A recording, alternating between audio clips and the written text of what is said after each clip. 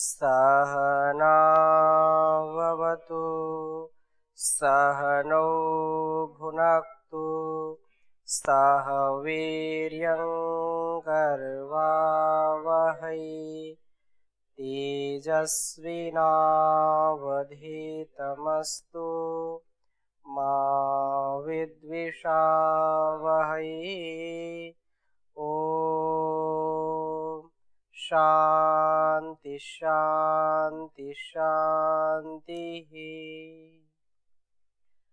वैदिक जीवन पद्धति में हम ब्रह्म यज्ञ के उपस्थान मंत्रों का स्वाध्याय कर रहे हैं और उपस्थान मंत्रों में 2 मंत्र हमने यजुर्वेद के पढ़ लिए हैं। तीसरा मंत्र जो उपस्थान मंत्र का है उसको हम आज स्वाध्याय मिलाएंगे, उसको समझने का प्रयास करेंगे। और यह मंत्र यजुर्वेद में भी है, ऋग्वेद में भी यह मंत्र आया है, अतः इसका जो भाव है उसको समझने का हम प्रयास करेंगे। इस मंत्र को एक बार लिखेंगे सभी। ओम चित्रम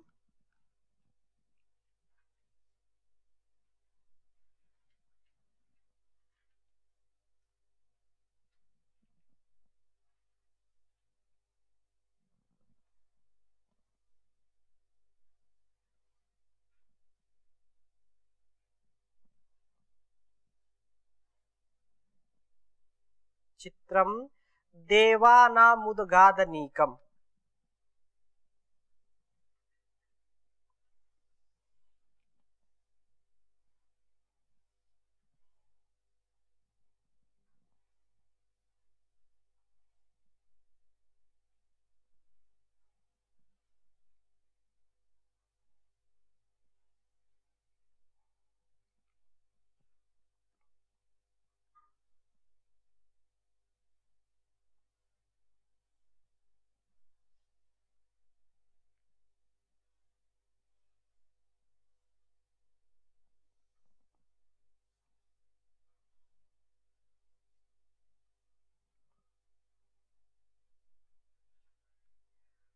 चक्षुर्मित्रस्य वरुणास्याग्नेः।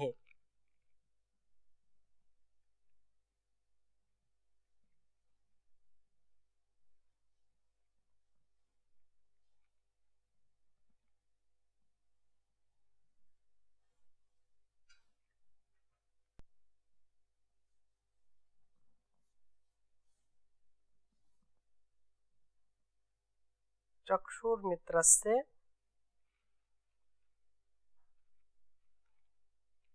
वरुणास्याग्नेः।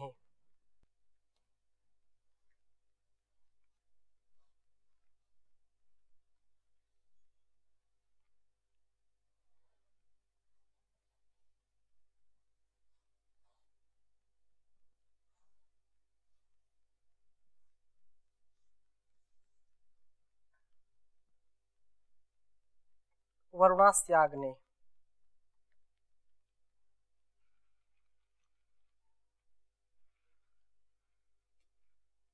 आगे कहा आपरा द्यावा पृथ्वी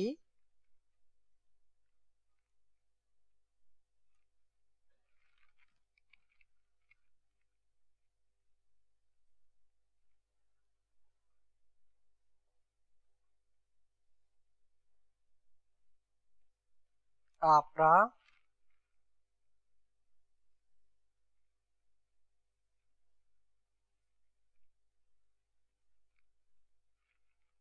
द्यावा पृथ्वी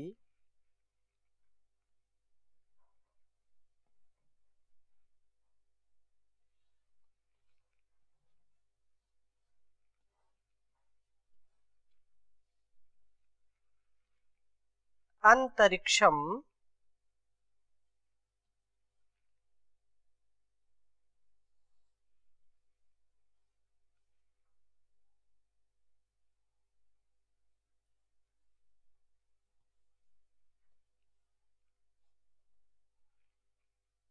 सूर्य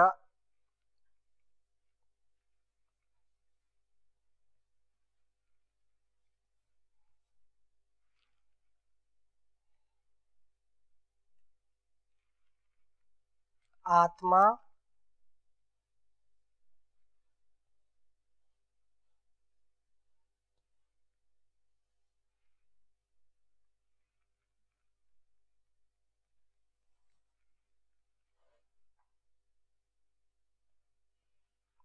आत्मा जगतस्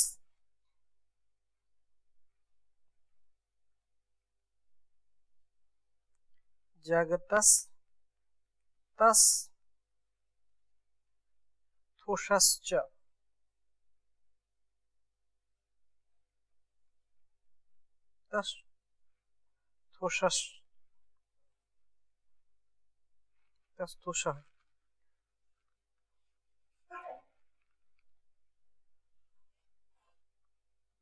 तस्थुषश्च नीचे लिख देंगे, बड़ा मंत्र है स्वाहा।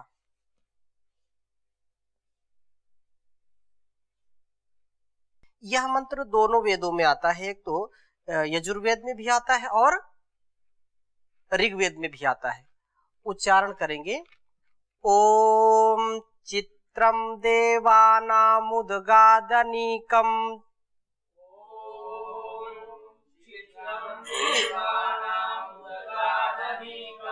चक्षुर्मित्रस्य वरुणस्याग्नेः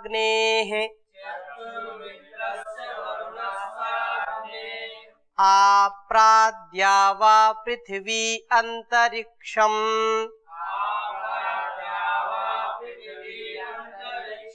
सूर्य आत्मा जगतस्थुषश्च स्वाहा।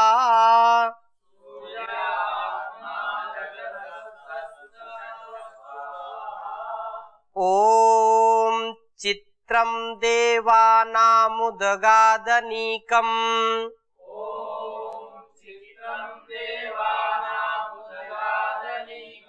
चक्षुर्मित्रस्य वरुणस्याग्नेः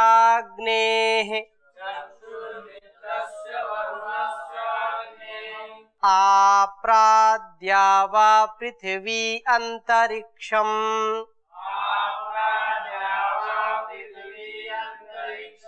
सूर्य आत्मा जगतस्थुषश्च स्वाहा।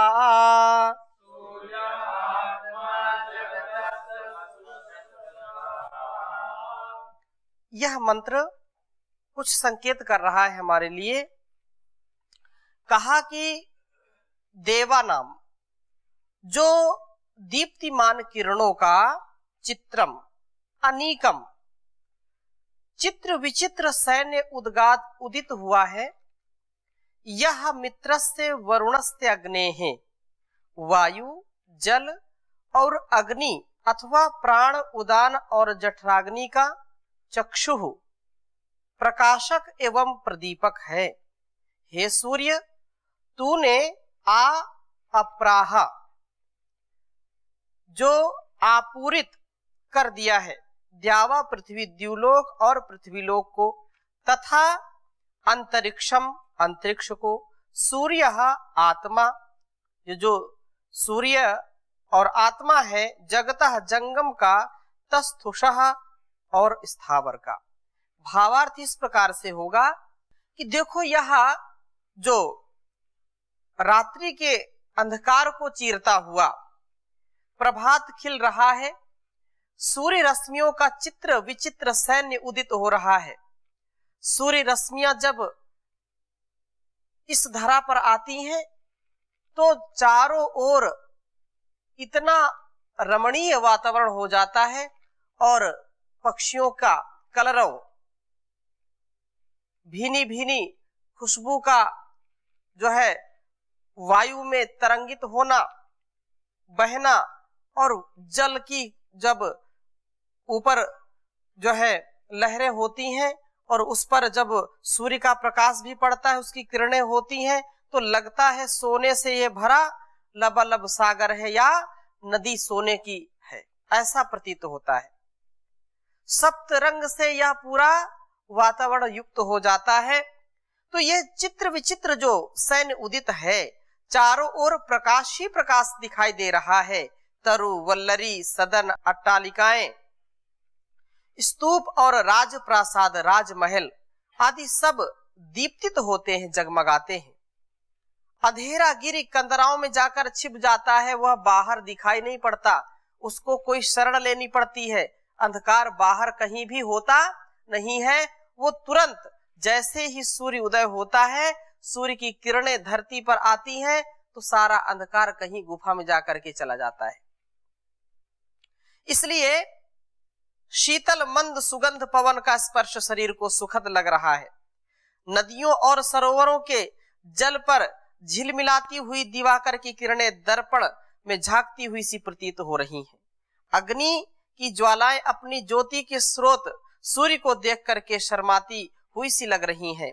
यही रश्मि पुंज सूर्य, वायु, जल और अग्नि तथा शारीरिक प्राण उदान और जठराग्नि का भी चक्षु है। उसका वो नेत्र है, प्रकाशक है, प्रदीपक है। हे सूर्य, तूने अपनी किरणों से द्युलोक, पृथ्वीलोक और अंतरिक्ष लोगों को आपूरित किया है। सचमुच यह सूर्य जंगम और स्थावर, जड़ और चेतन का आत्मा है। यदि सूर्य ना हो तो यह जड़ और चेतन किसी भी कार्य के लायक नहीं हो सकता, इसका अस्तित्व नहीं हो सकता है। इसलिए यह स्थावर और जंगम दोनों का स्वामी है, उसका आत्मा है, प्राण है, जीवन है।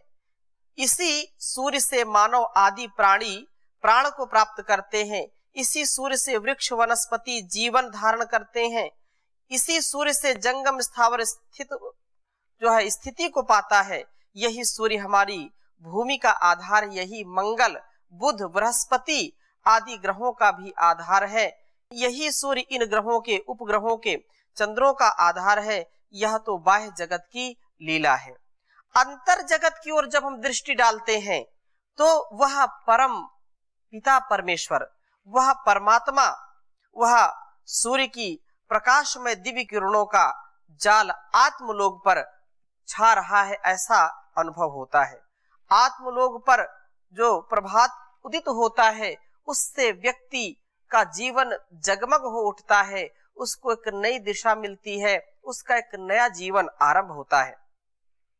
जो तामसिकता है, जो राजसिकता है, वो तमस और वह राजस वृत्ति वो चली जाती है।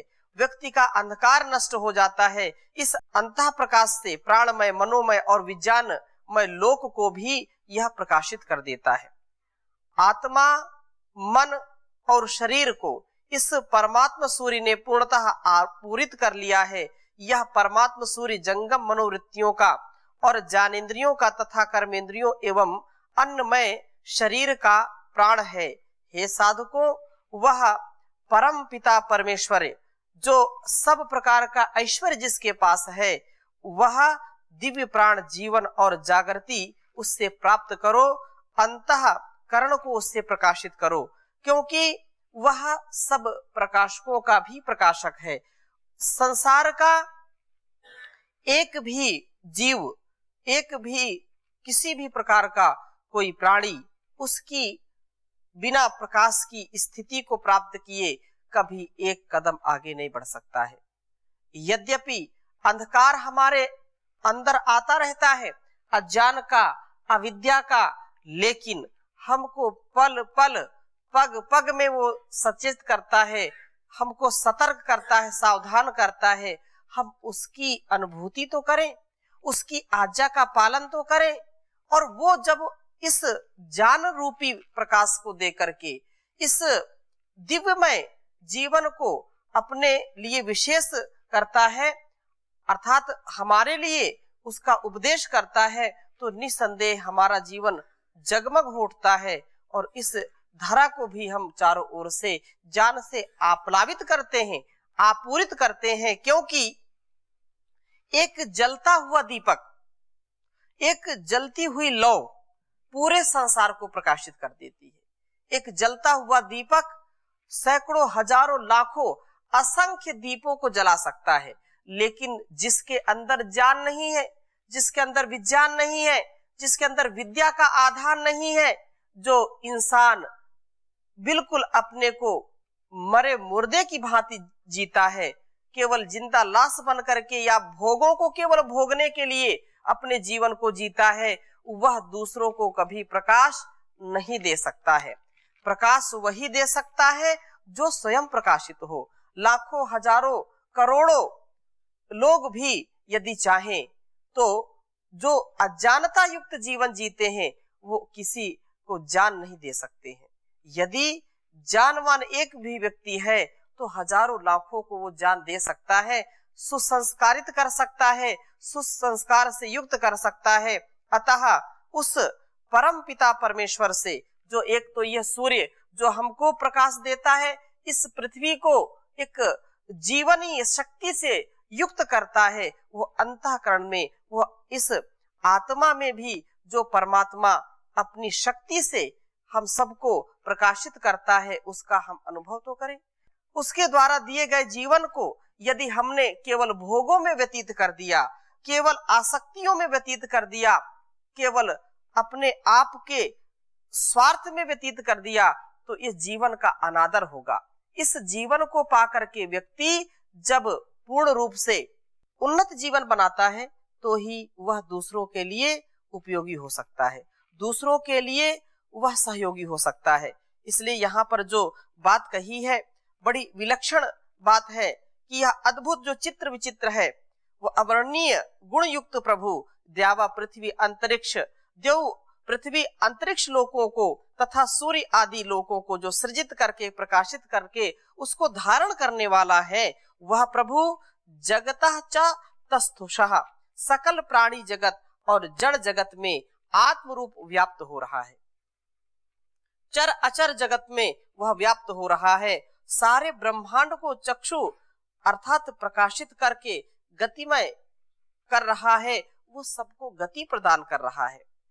वह सर्वशक्तिमान प्रभु देवा नाम देवताओं में अर्थात देवों में जड़ व दिव्य गुण से, चेतन देवों में विद्वानों में से सदा उद्गात प्रकाशित रहता है। प्राण आदि देवों में जो है वह प्रभु मित्र अर्थात राग द्वेष रहित लोकों तथा प्राण आदि देवों का प्रकाशित करने वाला है, वो परम प्रकाशक है। अतः वरुण से सब उत्तम कामों में वर्तमान लोगों व अग्नि जानवान मनीषी व शिल्प आदि कलाओं से अग्रणी निपुण महानुभावों का प्रकाश करने वाला है। उस अनीकम सकल मनुष्यों के सब दुखों व कष्टों का जो नाश करने वाला है, वह परम पिता परमात्मा हमारे हृदय में, हमारे हृदय रूपी गुफा में उद्गात सदा प्रकाशित रहे। क्योंकि यदि मैं प्रकाश पाऊंगा तो मेरा जीवन प्रकाशमय होकर के सबको प्रकाशित करेगा, और यदि मैंने अंधेरे में अपने जीवन को व्यतीत किया तो अंधेरे में रहने वाला कभी भी दूसरों को प्रकाशित नहीं करता। इसलिए मैं प्रकाश का पुजारी हूँ, मैं उस परम पिता का पुजारी हूँ जो सबके अंदर ज्ञान का आधान करता है, सबको जीने की कला सिखाता है, सबके लिए समान रूप से सारी सुख सुविधाओं का या उसके जीवन के लिए जो अनुकूल है उन विधाओं का वो धाता है, वो धरता है, वो सारे दुखों का हरता है, हम सबके लिए सब कुछ का करने वाला करता है। अतः साधना के इस मार्ग में हम सतत आगे बढ़ते रहें। उपस्थान प्रकरण के प्रथम मंत्र में हमने जो बात उत से उत्तरम और उत्तरम से उत्तमम की बात की थी, तो हम उत्तमम स्थिति को प्राप्त करें जिससे हमारा यह संकल्प, हमारी यह शक्ति, हमारी यह श्रद्धा सतत बढ़ती रहे। कोई बात नहीं, जीवन में जब हम सजग हो जाते हैं, सावधान हो जाते हैं, तो हमारा जीवन दुखों से ऊपर उठता है। साधना में बाधाएं आएंगी, सुबह शाम की साधना हो या दोपहर की साधना हो, त्रिकाल संध्या में जब भी बाधाएं आएंगी आपको उनको सहन करना है। उन बाधाओं को सहन करके सतत इस ईश्वरीय जो ज्ञान है, जो ईश्वरीय भक्ति है, जो शक्ति है, उससे कभी मुख नहीं मोड़ना है। साधक की जो दृष्टि है उस दृष्टि का सदा हम अपने में आचरण में उसको उतारें, तो उसको आचरण में लाएं, क्योंकि साधना की राह में चलना बड़ा कठिन काम है। किसी वीर कवि ने यह बात कही, अपने भावों को प्रकट किया है, और ये सत्य है। जब भी आप अच्छे कार्य करने के लिए उद्यत होते हैं, जब भी समाज में कोई कार्य अच्छा करने के लिए आप तैयार होते हैं, अपने लिए या दूसरों के लिए, तो जो है आसुरी प्रवृत्तियां हैं, जिनकी जो आसुरी संपदा से युक्त है, वो खलल जरूर डालेंगे, आपके कार्यों में विघ्न डालेंगे, आपकी साधना में विघ्न डालेंगे। उन विघ्न बाधाओं को आपको सहन करना है, उनको कभी भी अपने ऊपर हावी नहीं होने देना है। इसलिए कहा कि साधना की राह में कठिनता है, लेकिन आपको उनको सहन करके आगे बढ़ाना है। लाखों विघ्न आए, करोड़ों विघ्न आए, लेकिन उनको पार करना है। तो कहा साधना की राह पर चलना कठिन, साधना की राह पर चलना कठिन, रोकेंगे साधक तुझे लाखों विघ्न, रोकेंगे साधक तुझे लाखों विघ्न, साधना की राह पर चलना कठिन, हर कदम हर मोड़ पर है इम्तिहान, चप्पे चप्पे पर खड़े रहे जन यहाँ, आँख झपकी तो लूटा जीवन का धन, आँख झपकी तो लूटा जीवन का धन, रोकेंगे साधक तुझे लाखों विघ्न, रोकेंगे साधक तुझे लाखों विघ्न, साधना की राह पर चल, रास्ते में आग है तूफान की, रास्ते में आग है तूफान की, जल गया वह जिसने ना यह पहचान की, चलने वाले देखना अपना चलन, चलने वाले देखना अपना चलन, रोकेंगे साधक तुझे लाखों विघ्न, साधना की राह पर चलना, साधना की राह पे रुकना छोड़ दे। कुछ लोग थक जाते हैं, अब बहुत हो गया, बहुत पूजा पाठ कर ली, बहुत संध्या भजन कर ली, कुछ मिलता नहीं, कुछ हासिल नहीं हुआ, तो क्या करना, कुछ छोड़ देते हैं।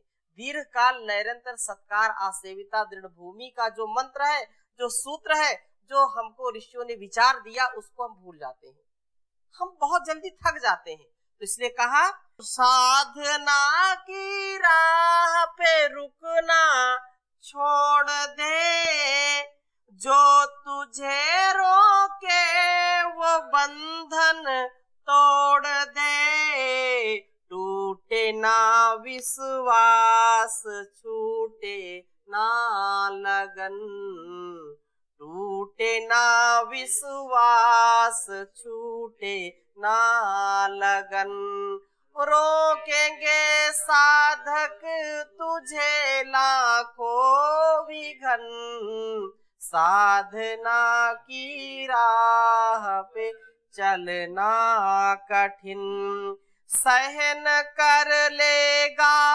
यदि कठिनाइयां, पार कर लेगा जो सारी खाइयां, वीर पावन प्रेम से होगा मिलन, वीर पावन प्यार से होगा मिलन, रोकेंगे साधक तुझे लाखों विघन, साधना की राह पे चलना कठिन, साधना की राह पर चलना कठिन।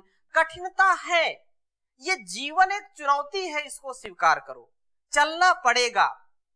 ये बहुत दुर्गम पथ है। इस साधना की राह पर जो चलते हैं वो निश्चित रूप से जैसे छुरे की धार पर चलने के समान है, लेकिन इससे डरना नहीं, इससे बचना नहीं, इससे अपने आप को कभी पीछे नहीं रखना।